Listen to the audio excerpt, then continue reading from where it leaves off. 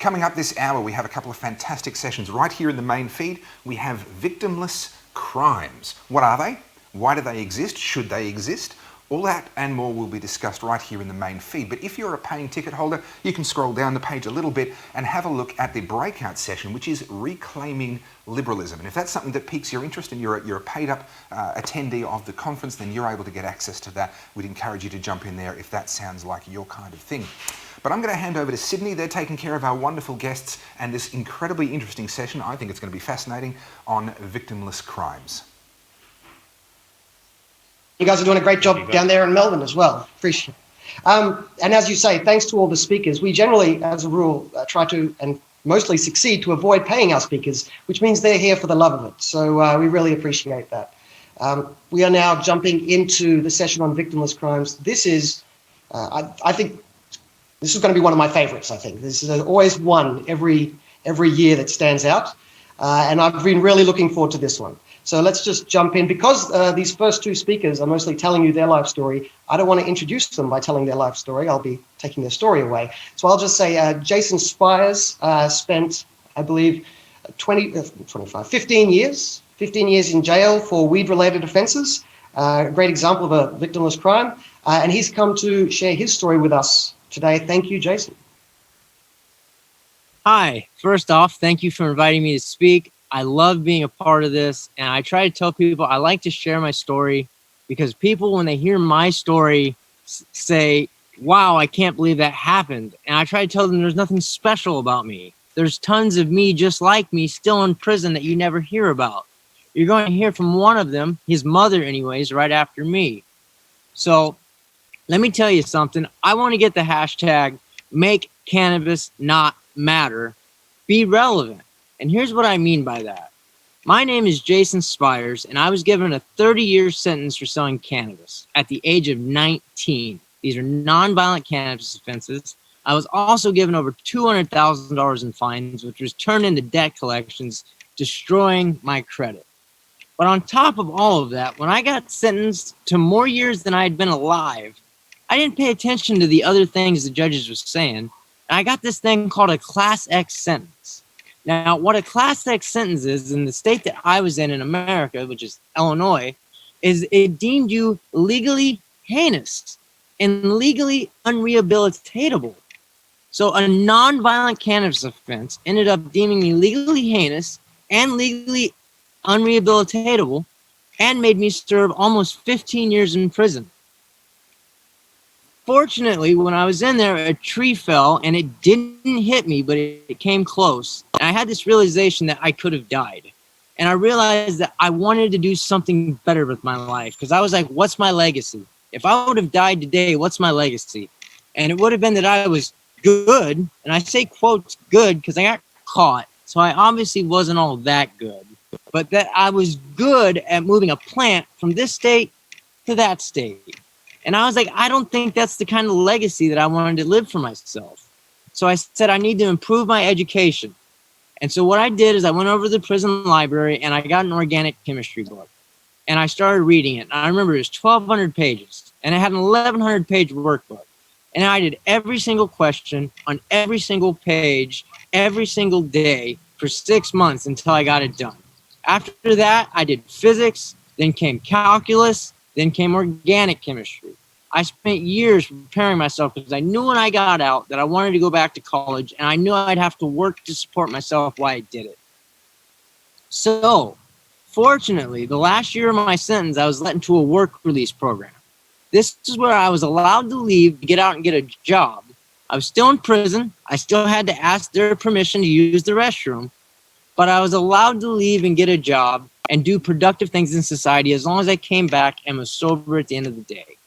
And about 3 months into it, I asked my counselor, what's up with college? College is a productive thing. You should let me go to college. And he was like, all right, we'll let you go to college. 3 months later, I'm in full-time engineering courses, holding a 4.0 GPA. I'm working 70 hours a week. The job that I was at, I became the operations manager, and we've expanded it to another location. And my only mode of transportation was a bike and my 2 feet. I slept about 4 to 6 hours a night, and many times it was on the couches in the student lounge in between classes because I did whatever it takes to make things happen. Fortunately, when I paroled, I was the operations manager of a business, so I was now in a position to be able to hire other inmates that were in the work release center, and I was able to identify nonviolent offenders like myself and pay forward that second chance, just like I was given. And it gave me so much joy. So when I finished, I said, you know what? I got all these good grades in a community college, and I want to set a great example for everybody. And I said, you know what? I'm going to apply to all those big names. I'm going to apply to Stanford, Harvard, Princeton, all those big name universities that when you get into them, for some reason, our society thinks you're now important and it matters and assigns way too much significance to you for no reason whatsoever at all. So I applied. And one thing I like to say is I was very fortunate because I think the admissions committee at Stanford drank one too many wine coolers when they were reading my application, and they checked the wrong box and accepted me. I'm glad they drank a lot of wine coolers, I guess. But so now here I am, and I'm at Stanford University, and I'm studying artificial intelligence. Now, I want you to think about this, because when I got into Stanford, all of a sudden I had U.S. Representative Sherry Bustos wanting to meet me. I had the local sheriff of my town wanting to get a hold of me and integrate a program with me. And what I found so funny is I went from one day being this legally heinous, legally unrehabilitatable felon who spent almost all of his entire adult life in prison to you wouldn't even let him in your office to now, hey, let's call that guy out and take him out to lunch and celebrate because he got into Stanford. So the next phone call I got was from the Illinois Department of Corrections, the place that incarcerated me. And they said, Jason, we think it's great that you got into Stanford. We'd like to use you as an example. Would you be willing to shoot a commercial for us? And I thought, sure, because I figured out right away they wanted to use my face to talk about how good their programs were and make it sound like their work release center is what got me to Stanford. And I was all for it, because if I can convince people that that is possible and they're willing to support a work release program to let other people seek out their own goals that are nonviolent offenders that shouldn't be in prison anyways, not even nonviolent, just victimless offenders, I was all for it. But when I went down there and filmed the commercial, one of my old counselors said, hey, Jason, we got these two programmers from Microsoft, and they're trying to design an algorithm to identify more people like you that could actually use these spots in work release and GED classrooms so we can maximize the efficiency of what we got. And I was like, man, good deal. And they're like, we would like to study you a little bit to help make an algorithm for that. I'm like, great. I'm helping people. I love it. So, but now I'm at Stanford and I started studying artificial intelligence and I realized what happened. In the last 2 years at Stanford, I've been studying what's known as AI, it's artificial intelligence, and I call it rocking back and forth in a closet sniveling, doubting your own intelligence, because, man, it's hard. It gets them out there stuff. But artificial intelligence is the future, and it ties into cannabis in ways we do not expect. If you have not heard of Compass, you need to check it out.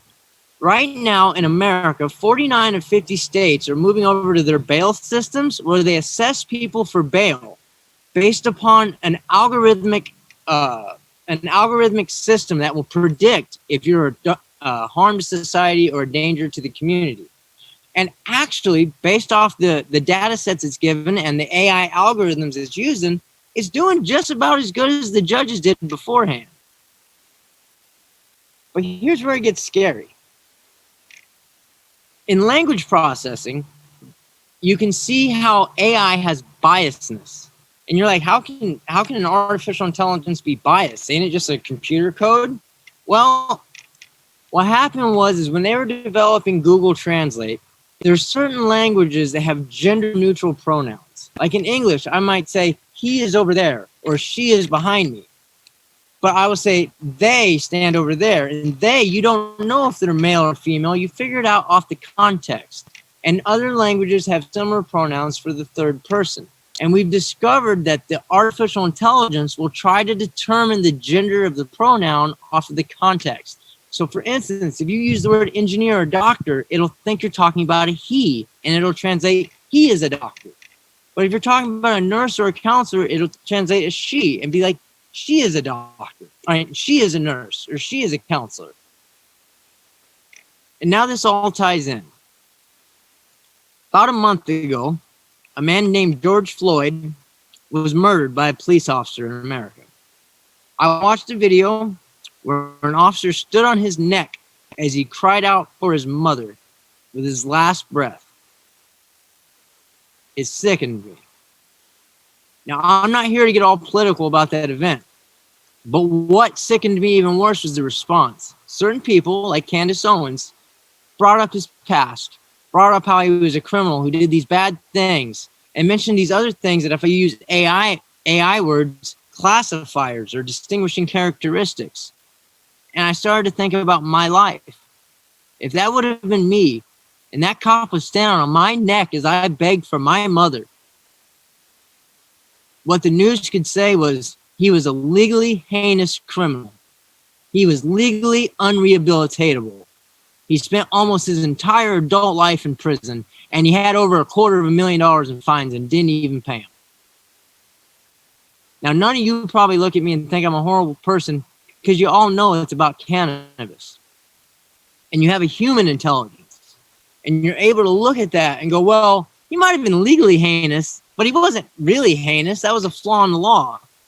And he might have been legally unrehabilitatable, but he got out and he went to Stanford and he hasn't been arrested for nothing since. So clearly he's rehabilitatable.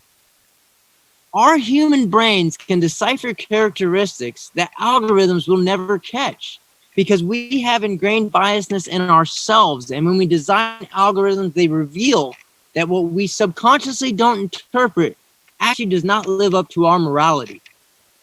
Absolutely. What's important here is when I was at Stanford and people found out it's cannabis, they say, oh, it's just cannabis. But an algorithm will never say it's just cannabis because to an algorithm, it'll check a box. Was he a heinous offender? Was he not a heinous offender? Was he legally unrehabilitatable? Was he not legally unrehabilitatable?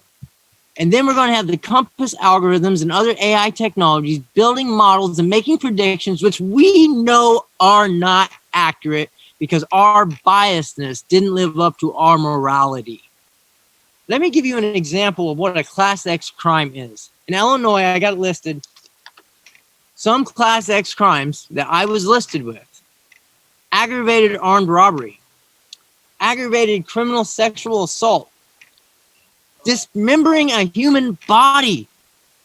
What person in their right mind would think selling cannabis as a teenager classifies you the same category as dismembering of a human body? No human would think that. But our artificial intelligence algorithms will.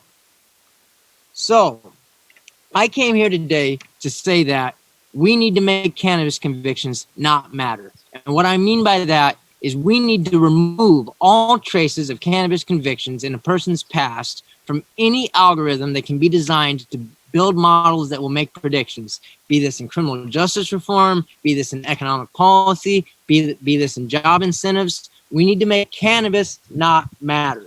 Because if anybody is honest about it, when you look into the history of cannabis, whether you're for it or against it, if you objectively look at it, you will realize, at least in the United States, it became illegal off of racist motivations and political opportunities. I got whole videos. Go to Facebook, 30 years for cannabis. I've done whole videos on it. But if we want to move forward, AI is the future. And unless we clean our data set, remove the data points that make no sense to build our models and do accurate predictions, we're going to do nothing but be doomed to not living up to our morality. My name is Jason Spires. Thank you very much. You can get a hold of me at 30 Years for Cannabis. That's 30 Years for Cannabis on Facebook. And my email is jasonspires@gmail.com. Thank you for having me today, and I hope you guys enjoy the next speakers. Thank you, Jason, and thank you for jumping on this stream. We really appreciate your commentary. And I think just, on the issue of George Floyd, Jason raised a good point, which is people use previous criminal convictions to really dehumanize something when truly awful things happen. We're now going to go to our next speaker, who is Lynn Albrecht. Now, she's the mother of Ross Albrecht, who some of you may be aware of, who's a peaceful man who was sentenced to a double life sentence and 40 years in addition without any chance of parole for non-violent charges associated with his role with the Silk Road website. So since Ross's arrest, Lynn has strived to direct awareness to these issues and basically raise awareness on how these cases can impact freedoms in the digital age. So Lynn, if you're ready, we're going to throw over to you and open up to that discussion. Okay, thank you, Brian. And yes, as you said, my son, Ross Albrecht, is serving a double life sentence plus 40 years with no possibility of parole, essentially a death in prison sentence for all nonviolent charges, and he's a first-time offender. This is for his role in the Silk Road website, which was a free market online platform that he created when he was 26 years old. He's now 36 years old. No victim came forward to say that Ross had harmed them in any way at trial. No victim was named at trial. And yet he gets a far longer sentence than many murderers, kidnappers, terrorists, child traffickers, and other violent people who do create victims.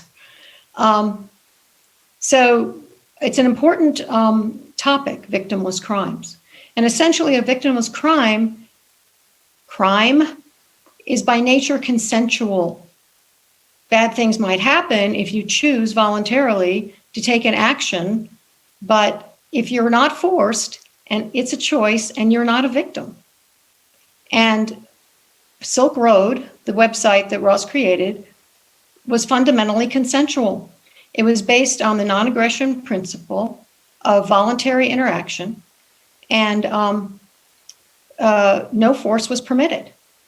And it even went further than that. Besides saying the two people, buyer and seller, were consensual, it said that anything that was sold that created a victim of a third party, that was not permitted on the site. So, for example, there was no child pornography on Silk Road because that child didn't consent that they are a victim of this transaction. No child abuse at all. There was no stolen property. There was no violent services. There were no weapons. There were nothing that could harm another person, even if two of the people involved in the transaction consented. So it even went farther. But as all websites, including Facebook and Craigslist and Amazon, people presumably used items from Silk Road to harm themselves. This has never been actually proven, but it's, probable, like with every website. And, but it certainly was very clearly established that no one was forced to do anything through Silk Road. The thing is, the use of victimless crimes in our criminal justice system has exacted extremely expensive toll in our country, United States. It's first of all made the United States the biggest incarcerator on the planet. This is the land of the free. This is a national disgrace, and it's a human rights offense and violation that is frankly evil. And it also, victimless crimes have made this possible because 86% of the victimless crime, people who are convicted of victimless crime, make up 86% of the prison population, most of them drug offenders. So the other cost is money. It costs taxpayers $40 billion with a B dollars every year to keep these people caged who are not a threat. They have not created victims. They're probably, or many of them, certainly nonviolent. And it actually endangers the rest of us because resources in law enforcement that would go to, pursue violent people or people that are creating victims are used to pursue victimless crimes. People who are involved in victimless crimes, and so it takes away. And the thing is, there's an incentive to do that because well, just put yourself in their shoes. Would you rather pursue somebody who was selling weed or a murderer? I mean, honestly, it's pretty much of a no-brainer that the incentive is to chalk up that notch on your belt, which, as far as their career is concerned, it's the same, going after people who have not created victims. They're not dangerous. But the real human toll here is actually human beings. And it's easy to cite statistics and stuff, but when you actually see and know the human beings involved, that's what really brings it home. And I actually have a picture that I'd like to show. I can't tell if it's being shown or not. Is it? It was supposed to be put up, hopefully. No? Well, it will have been put up on the live feed. We're not privy to the live feed. We're only privy to the Zoom call that we're okay. in right Well, now. I'll refer to it then. Is that okay to refer to it? I'll refer to it because it's a picture that it's a very powerful picture. It's a picture that Ross organized when he was in a maximum security prison in Florence, Colorado. And he was put in there not because of his danger to society. And in fact, his security score put him in a camp. But because of his life sentence that this judge gave him, he was automatically put in a prison that was very gang heavy and very, it was kind of like the place they put their most violent people. It was a step down from the Supermax, which was on the same compound. And this picture is of Ross with his fellow prisoners, all of whom are serving life sentences for all nonviolent drug offenses. So at the top left, Ross is on the left kneeling, and then the top left with his hand on Ross's shoulder is Sean. I know Sean, I've met him. I've met his sister and his daughter. He has 5 children, and he is serving life for possessing user amounts of heroin. He's not a dealer. He was a junkie. He had a problem. But because it was his 3rd strike under the Clinton 1994 crime bill, he was automatically given a life sentence. Third from the left is Tony. Tony is serving life and has already put in about 15 years for selling marijuana, or at least an informant said he did. And the prison is in Colorado, where it's legal on a state level. But Tony's in a federal prison, and he's totally nonviolent, and had no victims. He really, I have a soft spot for Tony, besides the injustice of this, because he befriended Ross. Ross was thrown into this environment totally. I mean, he was certainly not prepared to be in a violent prison. And Tony took him under his wing and became a real friend to him. And Ross says he's a great guy, and he certainly doesn't belong in there. I wish I had time to talk about each of them, but on the far right is Jay. I know his wife, I know his daughter. And when the First Step Act was passed, thanks to President Trump, to give him credit for that, the 3rd strike law changed to, okay, you don't get life automatically, you get 25 years, which is still pretty bad, but Jay had served almost 25 years, so they were jumping for joy that maybe they could become a family again. And then it turned out that, oh wait, it wasn't retroactive. And this was political pushback, and the only way to get it passed was to agree. And so it's like saying, well, slavery is wrong, so we're going to abolish it. But oh wait, you're still a slave? Well, so sorry, it's not retroactive. You have to stay a slave. It's unbelievable. It's insane. So, and then below him, his hand's on Jose. I've met Jose. I've met his sister, because we all meet in the visiting room. And Jose is sweet guy, Christian guy who helps people in there all the time. Ross says he's one of the sweetest people he's ever met. He's in there. His 3rd strike is residue on a dollar bill. The man is serving a life sentence for having a dollar bill that happened to have had residue on it. I could have that in my wallet right now. So, and then there's a fellow in the middle who's a nonviolent drug offender. He's in a wheelchair. And then there's Ross, who's like the poster boy for excessive sentencing and victimless crimes. Now, these people, it's not just them. It's their families who are suffering. And I can attest to that personally.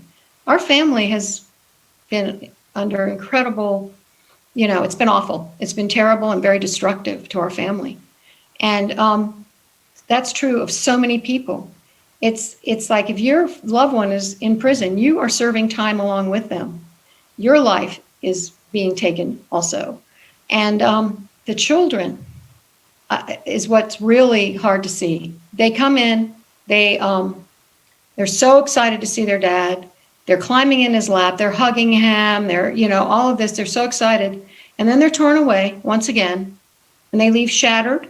They're crying and sobbing, and, they're being harmed. And one mom told me, she said, my kids had straight A's until this happened, and now everything's just falling apart in our family. And there's 3 million of these children who have an incarcerated parent in the United States, and they are statistically liable to end up in prison themselves. It's like a horrible machine that devours people. It's a terrible thing. The criminal justice system in the United States has been weaponized against people. And the thing is, it hasn't always been that way. Since the drug war, the prison population has metastasized 800%, a great deal to do with victimless crimes. And life sentences, like what Ross has, have quintupled since then. Actually, over 17,000 nonviolent people are serving life in the United States right now, according to the Sentencing Project. If the prison population were a state, it would have a population larger than 11 states in the United States. It's like its own state. It's like the state of incarceration. It's becoming like this monster. And so I just want to say, to wrap this up, I know everyone here is here because they care about freedom.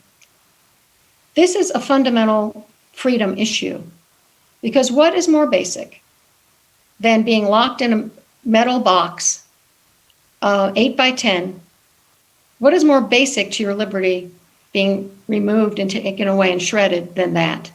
And actually, since COVID, Ross has been either 22 hours a day or now 24 hours a day in a metal box, fed through a slot in the door. And this is a freedom issue. And it's important. It's an important thing that I feel like when it's happening to these people so unjustly, none of us are truly free. So thank you for this opportunity to say that and to reach out to you all. Please go to freeross.org, which is our hub. You can reach me easily. There's a petition that has a big red banner on our homepage to sign, goes right to the petition. We're the largest clemency petition addressed to President Trump on change.org. We have almost 340,000 signers. We are asking him, please correct this draconian sentence. And that will help others because it creates a precedent right now for excessive sentencing. And Ross, when he gets out, and I always say when, is going to work to reform this, as will I. So please help us. Please go to freeross.org. Thank you so much.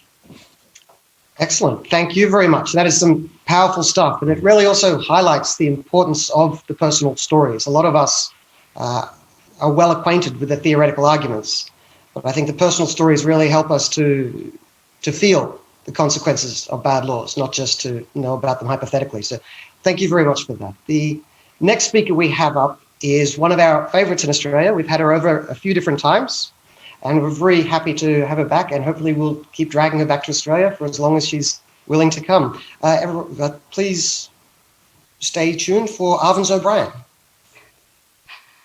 Hi, thank you so much. Thank you, Australia. I've really enjoyed every time that I've been to Australia. I'm actually really disappointed because I'm speaking at the Friedman conference and I get no koala. Like, this is a problem. I had to lighten the mood. Wow, Jason and Lynn's stories just like break my heart, and I want to talk about that. Because the topic of victimless crimes ties into so much about the libertarian perspective on the world in general. In order for there to be a crime, there must be a victim. And unfortunately, governments all over the world have decided to create one. a victimless crime in court identifies the state as the victim. Here in the US, just a few decades ago, if you married a partner of a different race, apparently the state was a victim. Less than a decade ago, if you married a partner of the same gender, the state was a victim. To this day, now, when you take drugs, apparently the state is a victim. When you sell drugs, apparently the state is a victim. In states where it's legal, if you fail to procure the correct licenses to either ingest or sell certain drugs, apparently the state is a victim. And when you sell sexual use of your body for money, apparently the state is a victim. When your children sell lemonade without a permit in certain areas of the US, the state is a victim. When you braid your neighbor's hair for a mutually agreed upon price but fail to get a license, apparently the state is a victim. When you commit mild regulatory infractions of any variety, apparently the state is a victim. But here's the ironic thing. The state is not a victim. The state is not a person, and it does not have rights. It creates a victim, though, because the people who are being stopped, who are being frisked, who are being fined, who are being detained, who are being brutalized, beaten, imprisoned in a cage, these are the real victims. Jason is a real victim. Ross Albrecht is a real victim. Lynn is a real victim for having to see her son going through this. These are the ones that have been victimized by the state. In 2014, Eric Garner was murdered by a cop in New York City for selling Lucy's, which are cigarettes sold individually without tax. He died repeating the phrase, "I can't breathe. I can't breathe." I watch that video sometimes, it just like breaks my heart, and I just watch it just like, oh my God, it's such a terrible thing to watch. Just a few months ago, George Floyd was murdered by a cop in Minneapolis for the suspicion of using a counterfeit bill, a counterfeit $20 bill. Now, first, I'd like to point out that we don't even know if he knew it was counterfeit. Money gets exchanged. Sometimes people have no idea that they're handling a counterfeit bill. But the second thing is it's $20. It was literally $20, and this man died over it. Now, counterfeit currency actually does have a victim, because if somebody is expecting money for something and they don't get it, obviously that's a victim because they haven't earned what they were expected to receive. However, there was no trial, there was no jury. A cop kneeled on his neck for 8 minutes and 46 seconds as he begged for his life, begged for his mother, and repeated the phrase, "I can't breathe. I can't breathe. I can't breathe." I'm wearing a shirt right now, hold on, with those words on it, in memory of Eric Garner, of George Floyd, of Justine Damond, of Duncan Lemp, of Philando Castile, of Kelly Thomas, and countless other victims of police brutality. And not just brutality, in those cases, of actual murder. So many innocent people have been killed by police in the US for completely victimless crimes, for regulatory infractions, for drug possession, for consensual sexual activity, and so many other things. The police in the US have been empowered by terrible laws such as qualified immunity, civil asset forfeiture, and prosecutors who refuse to work to indict them. Many more lives have been destroyed by having criminal records, by spending years in prison, like Jason or like Ross, being sentenced to life in prison. A brilliant young man, like Ross is amazing, and he's locked in a cage potentially for the rest of his life. His only victim was the state.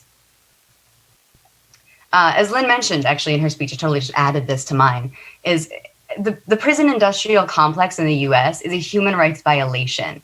As she said, 86% of the people in US prisons are there for victimless crimes.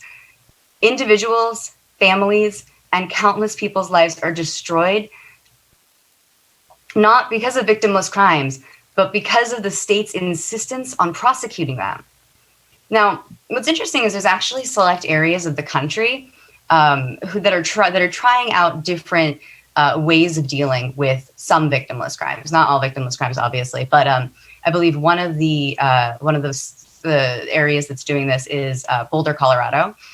Boulder, Colorado started doing a way of restorative justice instead of this punitive justice. So for certain kinds of victimless crimes, they look at things like doing community service and things like that instead of prison time, instead of jail time. This is something that could potentially be used to lessen the effects of, I'd say, both police brutality and also just the effect of how these things ruin people's lives. Additionally, the Libertarian Party here in the U.S. Now, I am actually in Orlando at the Libertarian National Convention, and we just we nominated last month. We nominated our candidates for president and vice president. Joe Jorgensen, who I believe is going to be interviewed later in this 24-hour digital conference of freedom, but also Spike Cohen is her vice presidential candidate, and the two of them are running on a campaign that includes ending all federal laws regarding victimless crimes and pardoning all prior offenders of victimless crimes. This would do wonders to reduce police brutality, to reduce the massive financial costs of trying and imprisoning these people, and the human cost of these completely ridiculous crimes. There are so many solutions that we can use to stop destroying lives, and the only victims of victimless crimes are those being victimized by the state. My speech is way too short. I have all this extra time now, but this is, but really that's what I had to say and what I wanted to wrap into Jason and Lynn. So thank you. Excellent. Thank you very much, Arvins. Really appreciate it. We do have a bit of time for Q&A this time around. The most common question coming in, I'm going to paraphrase it because we've got it in a few different varieties, but it's some sort of version of, we love to open these conferences up to anyone to listen to. We love to invite people who disagree with us a bit. So we're very pleased to see that a bunch of communists are listening in and submitting questions. And the theme here is they want me to push back on the idea of victimless, whether these are victimless crimes. I think the suggestion is that the victim might be the person themselves, or that the victim is the society, their parents, the people around them, that they might suffer from, I guess they're specifically talking drugs here. So I guess I put that back to you as a devil's advocate, worded in a cheeky way. How would you respond to people who are arguing that there are victims to drug use, the person themselves or the people around them or the community?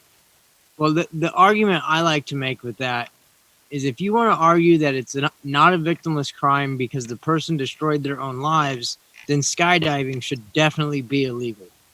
And bungee jumping should be illegal. And I can think of a million things that aren't good for us. Red meat kills way more people than drugs do, at least in the United States. As for people's family and the way they feel when they're impacted when their family uses drugs, that goes to being a health issue, right? We need to address addiction and handle the addiction aspects, because when we make an illegal market, all you're doing is making a bad situation worse. Let me give you a good example. When I was selling drugs, I was in high school and I was selling pot. When I turned 18, I wanted to throw a party. And so I invited everybody and I was going to have weed for everybody. And they said, cool, can we get beer? And I spent 2 days as a drug dealer in town trying to get a keg of beer and could not do it. I did not do it. But if I wanted to buy a couple ounces of meth, I could have called a guy and had it in 15 minutes. When you make a product illegal, you are not stopping victims from getting creative. What you're doing is you're removing people who have morals, who are going to come in and handle it like a business and not kill you because you didn't give them $500. And you're going to take it to the people who have no respect for the law. One of the arguments that I make is that I am the first to admit that I broke the law. And I am the first to admit that even though you can say cannabis should be legal or not illegal, but I will tell you that I broke the law, and that in and of itself deserves some form of a consequence. But what happens is is when you have an illegal market, all you're doing is creating a prohibition, and you're pushing it to people who will not have good morals and who could care less if their business license will get revoked for bad action. When an underage person rocks into a bar and buys a drink, that bartender is scared. When that same underage person calls their drug dealer, they're thinking of the money they're going to make. There are other people who get affected, but you're arguing this is a bad situation. We're arguing, yes, it's a bad situation, but let's not make it worse. And that would be my answer to that. No, that is an excellent point. And you often hear the what about the children claim.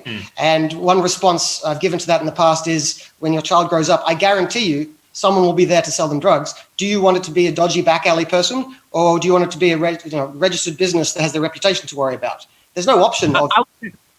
I want to know, has Anheuser-Busch ever drove by Michelob and shot off a rocket launcher at them? Because if you go down to downtown Chicago, you're going to see two rival businesses shooting at each other because we have prohibition on the drug market. You don't see that in the alcohol market. Not anymore. Arvins and Lynn... I think I'd like to say something too. Yeah, Lynn, the drug war has been going on for over 45 years. It's America's longest war, and it's cost untold billions of dollars. And I think people are still using drugs. Frankly, it just doesn't work. So that's one thing. The other thing is, I think it's fundamental that a victimless crime doesn't use force. It's consent. It's something someone voluntarily takes part in. And should the state decide what you should do with your own body and with your own choices if it doesn't hurt someone else? And I just want to underline what Avin said, because when Ross's case is called the U.S. versus Albrecht, no victim except the state. She's absolutely right. So no, we can't legislate keeping people from harm. It's just not going to happen. But,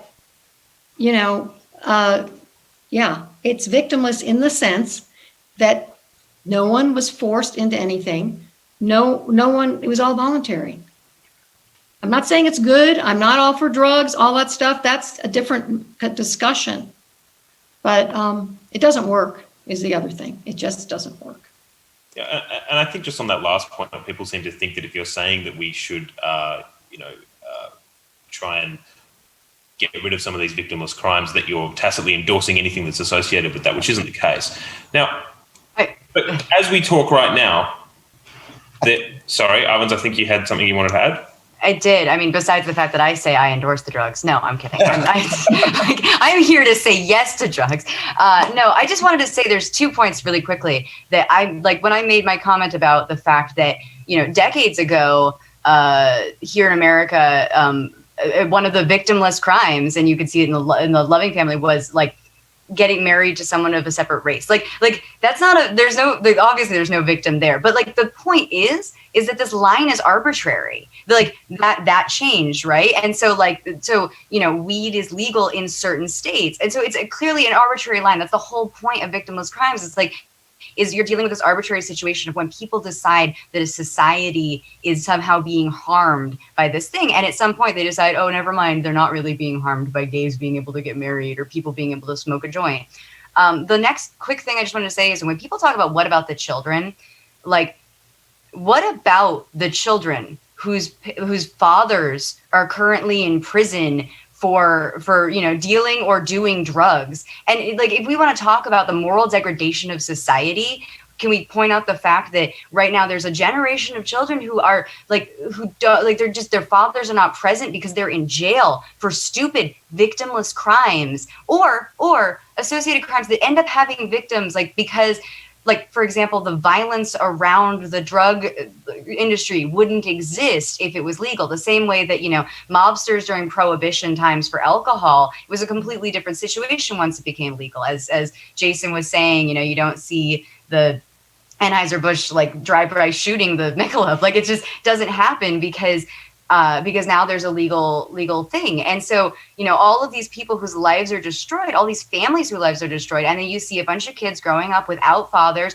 You see, families growing up without people that they need in order to create communities that can take care of each other, that can help each other. And if we I'm not an advocate of having the state pay for anything, but if the state is going to steal our money and use it to pay for something, then it should be for rehab for those people, not for putting them in jail, making them useless and rendering their children fatherless and motherless.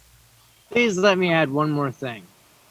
For anybody out there, if you've lost a family member or a loved one to drugs, I do feel your pain. When I listen to Lynn, she's lost her son due to drugs in a different way, but I understand you're going through pain, and I'm not diminishing it. But what you see as a solution of keeping it illegal obviously didn't work, because those drugs were illegal when you lost your son to it. When you remove the illegality part, all you're doing is making it so other communities will not have this us versus them with law enforcement. And we can begin to heal and actually not have a confrontational style in the way that we handle our laws. And we can actually address a person's addicts or concerns in a healthy way. Putting handcuffs on somebody and giving them a fear of the police is never a good way to help someone with their addiction. Absolutely. One of the questions, John was playing devil's advocate before.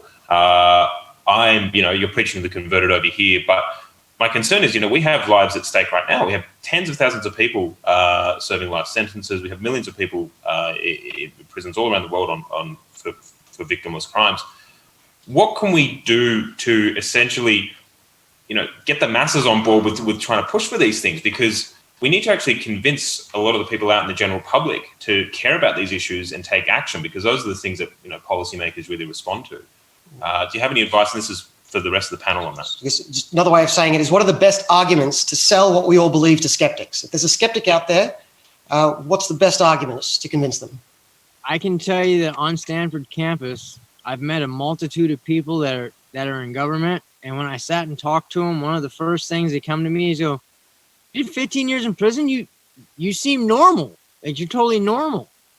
And I'm like, "No, I'm not. You just don't know me that well." But like my whole thing is, what we need to do is we need to get the people like Rob and myself and someone who's not white, because I'm an anomaly, because if you're white inside the system, you usually get treated better. The federal system's different. I'm not diminishing Rob's, case scenario, but what it is we need to get people that others can relate to and say that this person is not a bad guy. And one of the things I say is, a lot of times when people got out of prison for selling drugs, they would tell me they just want to move on.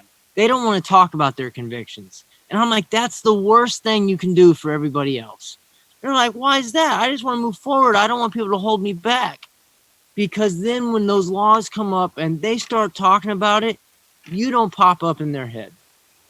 Now when people are talking and they hear about a Class X sentence and being a heinous offender, a lot of times they think of Jason. They're like, you know what? Jason's not a bad dude. Look what he's going on to do. But I'm not special. You only hear about me because I talk about it. We need the people that are impacted the most to start giving a presentable face and making it relatable to the people who don't understand how the process is working. We need to humanize what is an intellectual issue. Yeah, I feel like most people, when they hear about Ross's sentence, are shocked. They can't believe it. And it is shocking. That's why we have so many signers on our petition, because it's just about the sentence and how the offense doesn't fit the sentence at all. But I think most people are coming from a place that they want to protect their children. And that's totally, I get it. But the problem is the drug war doesn't work to protect their children. It doesn't work. It's shown to not work. But it does do is create cartels. It creates violence. And there's just like, as they were saying, prohibition did with the mafia. And people said, oh, alcohol's terrible, which it can be. Alcohol can be very deadly. Oh, we'll make it illegal. Well, then they had to pass an amendment to make it legal again because the results were so much worse. And it's exactly like that with any kind of prohibition, including drugs. It's not like, oh, everybody should do drugs. And in fact, Portugal has shown, and I think there's other places as well, that when you do decriminalize it and even legalize it, it helps solve the problem, the drug problem. And so I think we need to look at is what does it work? And also, who benefits from this drug war? Well, from what I can tell, it's a huge money-making machine that feeds into mass incarceration, and for a lot of people, and it shreds our rights, our constitutional rights, and that's a whole other discussion. But maybe if people realized how much that was happening, they would reconsider other ways to deal with drugs and the drug problem. Arvins, do you have a short list of how to convince a skeptic? Imagine a yeah. in here with us saying, no, drugs are bad. What do you say to actually, not just to mock them, like I did earlier by calling them a communist, but what would you say if you were trying to take them with you and convince them? So what I think is interesting is here in the U.S. we have a very particular way that our government functions, which is that there's the federal government and then there's state by state, and so states are capable of passing laws that violate federal law, but like they were able to pass laws of their own to experiment with things. And so we saw this happen with gay marriage in multiple states, Vermont and then Massachusetts and all these different states started legalizing gay marriage, and suddenly it was a tidal wave and everyone realized, oh, this is fine. And we have a similar thing with weed legalization right now. Is, California legalized medicinal marijuana. This pushed a tidal of more medicinal marijuana states than recreational marijuana in numerous states. And I think that's been actually one of the things that I really love about the American experiment is this American experimentalism, which is this idea that a state can say, you know what, we're going to try this our own way. And then you, like the rest of the country, can see what we're trying and can see that it's actually better to do it this way. And so, one, I think that's been something that I really appreciate about my own country and about what we can do. I live in California. Weed is entirely legal there. It's wonderful. It's great. Like there's lots of problems with the regulatory issues of it, but ultimately, I will never be arrested for smoking a joint. But if I go to Texas, that's a completely different thing. Which is just a very weird thing about this country. But it has that benefit, which means that we've been watching. I actually last year at Friedman, I gave a speech about legalization as like the tidal wave has been coming over on weed legalization in U.S. states. But I mean, there's depending on who you're talking to. The thing is that like when you're making an argument about about how to convince somebody, there are all sorts of different ways. Like one, there's that show the experiment and how it's worked, right? There's telling Ross's story, telling Jason's story, showing, like giving it a human face. Sometimes it helps to show them the cost, the cost difference, to show them Portugal as an example. The thing is to realize that there's people who are going to be appealed to by logic. There are people that are going to be appealed to by human stories, and knowing that that we have all of these resources at our disposal because there's so much information now that shows that we're correct on this issue. But one of the things that I also think is really relevant right now is currently, as I always wonder what you guys in Australia or other countries are thinking about what the hell is going on in America right now, because like we've got the COVID thing, we've got and then we had people burning down a police precinct in Minneapolis, and that was an interesting experience because suddenly the news is talking about police brutality, and it's talking about Black Lives Matter, it's talking about this stuff, and people are talking about like police accountability, and that's just a big issue for me. But that police accountability has a second side of it, which is what are the ways that we can reduce police brutality? And I kind of talked about that. One of those things is ending victimless crimes. And we even can see people on the hard left,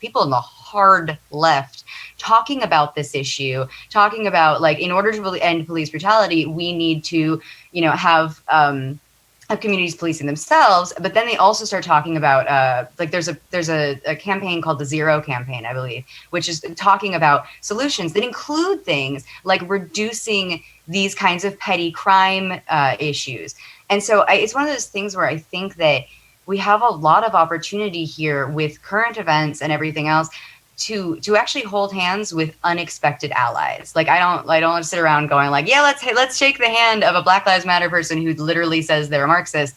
but there are actually benefits to recognizing when we can have allies on these topics. And it's something that I'm really loving about the Jo Jorgensen and Spike Cohen campaign, is that they are really talking about, hey, you want to end police brutality? Then these are the things you have to do. And they list them off. And one of them is ending victimless crimes, because we can, the time is now, the moment is now to talk about that issue and to really show people that if they want to end this thing that they hate, that they are seeing happen, they are seeing, Freddie Gray and Eric Garner and all these people being murdered by the police. And one of the ways of stopping that is stopping the ways in which police harass people. And the ways that they do that are through these stupid arbitrary regulations of victimless crimes. And so I think that that's a huge spot. That gives me a really good segue then to do something that I know you've been wanting us to do. And that is to show a video from your good mate, Spike Cohen, who was originally going to be at this conference, couldn't make it, scheduling issue, but he's got a wonderful video called, I think, Unlock Justice or something like that. And we're going to go to that now for the audience at home. Something has to change. Every day we are witnessing brutality on an unimaginable scale. Every day we are witnessing systemic racism that many of us have been told about but didn't want to believe was real. Every day people are being victimized and we feel powerless. We are filled with anger, fear, rage. But it doesn't have to be this way. The police should make us feel safe, not scared, relieved, not resentful. Now is the time for change, and Jo Jorgensen and I have a plan to bring that change. End qualified immunity. End the militarization of the police. End civil asset forfeiture. End no-knock raids. End the war on drugs. End institutional racism. Make our justice system a system of actual justice. Now, more than ever, is the time to reject and disrupt the status quo.